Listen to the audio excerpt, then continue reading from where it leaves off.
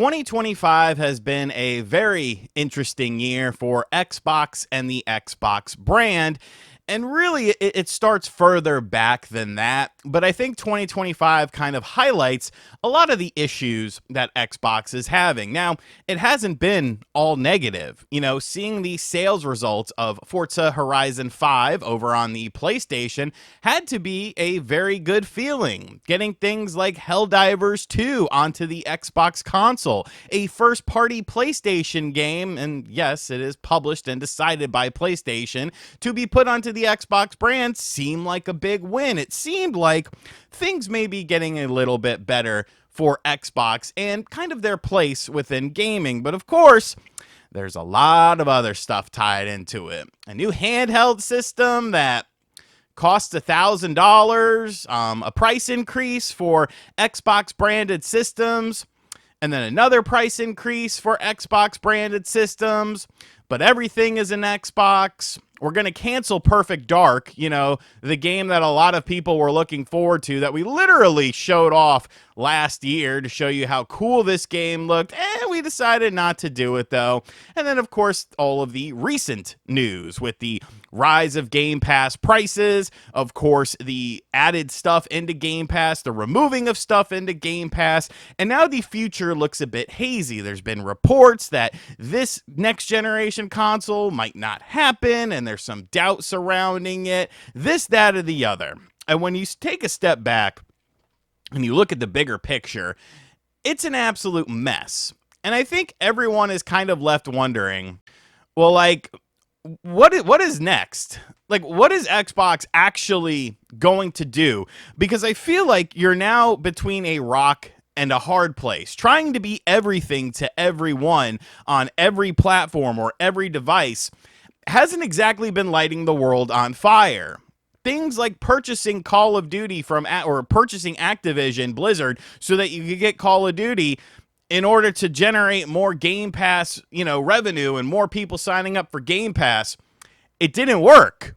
It didn't really work. Like, yeah, it went up a bit, but you thought it was going to double in nearly a year. You were forecasting that in a couple of years there'd be over 100 million people on Game Pass. And that hasn't happened. And how do I know that hasn't happened? Well, Xbox hasn't come out and really updated any Game Pass numbers. If there was a substantial increase in Game Pass as far as not necessarily quote-unquote revenue, because we all know how that sort of works. It is profitable according to Xbox and Sarah Bond, but profitability could be literally $1. You have to remember all these third-party games that go on to Game Pass, those companies get a bag to go on there. There are development costs of the games themselves that exist from the first-party studios. So how is the profitability actually measured?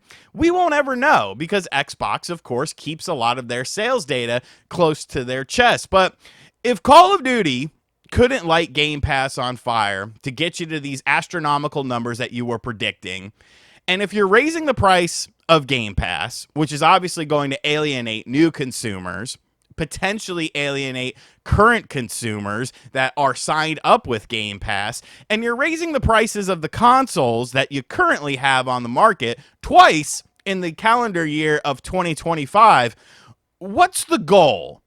What is the goal? I understand the goal is to make money, and I understand that from the Microsoft perspective. I am talking about, what is the goal of the Xbox brand? What is the goal of the Xbox brand in 2026?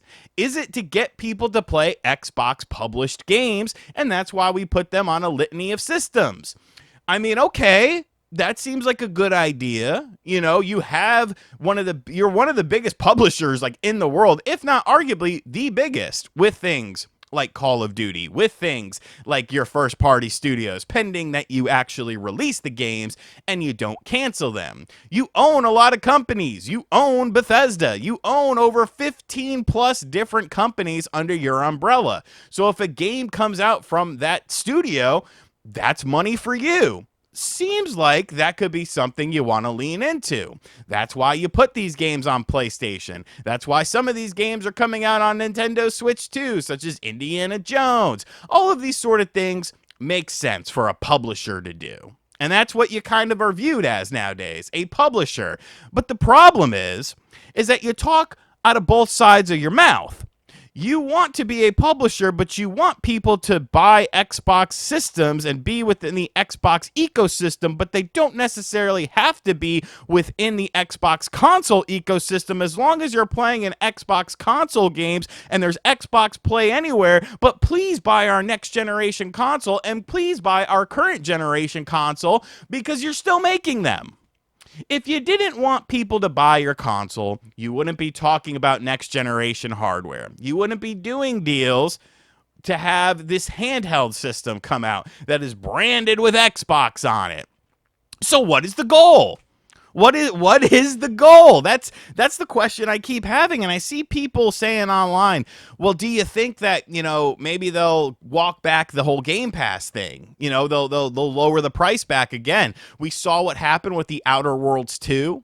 That was supposed to be Microsoft's first $80 game. They were going all in on the $80 games. And then they decided, oh, no, never mind. We're going to stick with 70 for now. And people thought, oh, well, that's a win. That's a big W. The online, we did it, folks. The online people, we won. We won. This is our greatest victory. And it's like, well, no. I think it probably had to do with pre-order numbers on things like Steam and stuff like that, because this, of course, is a game that is coming out on PC. This, of course, is a game that's coming out on Xbox consoles. And when they made that $80 announcement, and nobody really seemed interested in it, and nobody really seemed hyped for it, and nobody seemed to be really planning on purchasing the game, you kind of got to pivot a little bit. Because as much as Xbox loves to tout that Game Pass is so great, they still like to sell games. And I could prove that. Because of the fact that they put their games on things like PlayStation and Nintendo. They want to have their cake and eat it too. They want you to buy the game on another platform, but they also want you to have the Xbox platform, and they also want you to have Game Pass. But if you don't have Game Pass, you have a phone, you have a tablet, you have a TV. You could get Game Pass cloud streaming on there. And it's like, at what point in time do we realize that we've kind of extended a bit too far?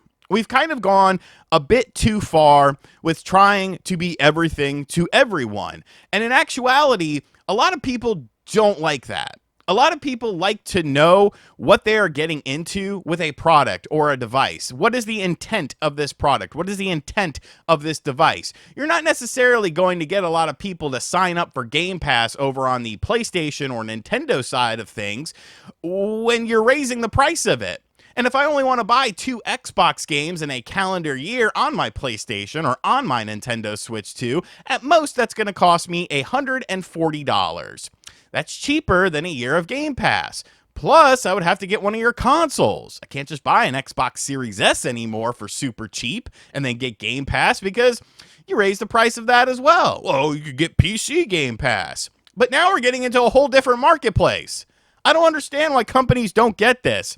But there is a reason that people buy consoles, and there's a reason that people do PC gaming. There is a definitive reason. And in Xbox's mind, I don't think that they're able to differentiate from that, which is bizarre to me.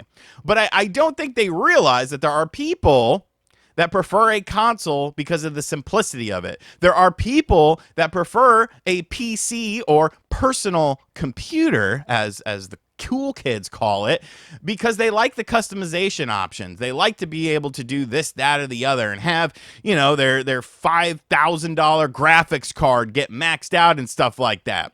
But when your consoles start to look like PC pre-built prices, and yes, it's not a complete one-to-one replication or anything like that, but when we're talking $700, $800, potentially $900, $1,000 for a handheld device, it's like, well, why the hell would I buy this? Why would I buy this?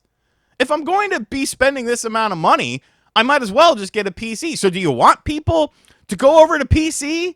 Is that the ultimate goal But no, because you still said, oh no, next generation consoles are coming. It's the biggest leap ever. And I don't even give a shit if it's integrated with stuff like Steam and has different storefronts and stuff like that, because then you get into a whole nother problem. If I'm a developer, why in the hell am I going to make an Xbox specific version of a game that probably won't sell for anything if I could just put it out on Steam, and then that Steam version is then applicable on the Microsoft console? And if that's the case, wouldn't Microsoft be losing out on sales, which are important because that's why you're putting the games onto other platforms?